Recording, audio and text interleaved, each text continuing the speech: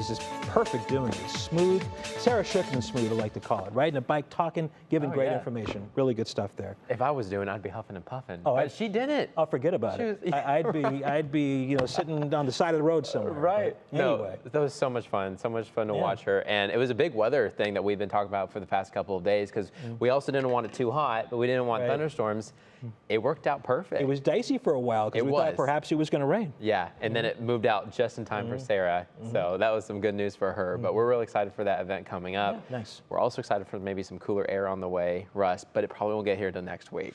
Okay. We've got some days to go.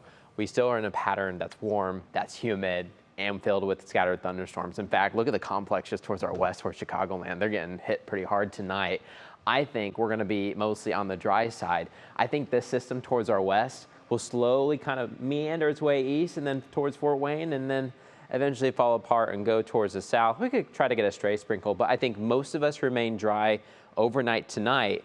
We'll have a better chance for a quick pop-up thunderstorm, I think, tomorrow afternoon. But be on the lookout. This is a very disorganized, unsettled weather pattern. I mean, when you look at the eastern United States, we've got kind of showers just scattered here and about, and especially in the afternoon, everything just kind of fills in. So it's a very disorganized pattern, but it does look like the rain chances will be a little bit lower tomorrow than they were today.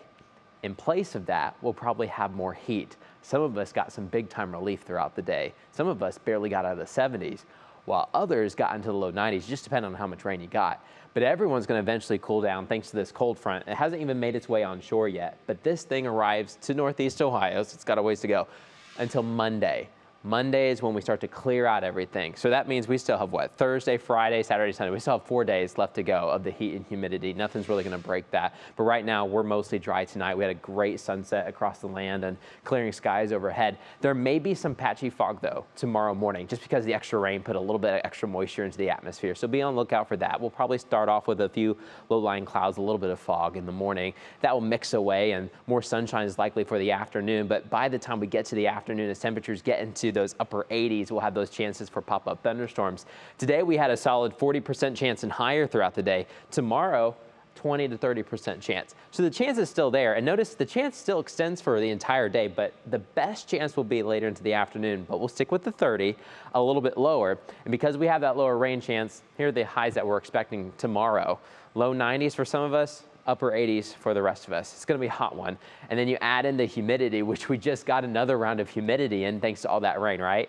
And so we'll probably feel like the mid to upper 90s at times throughout tomorrow afternoon. So probably tomorrow afternoon, that's when we really want one of these pop-up showers to come in and give them some relief.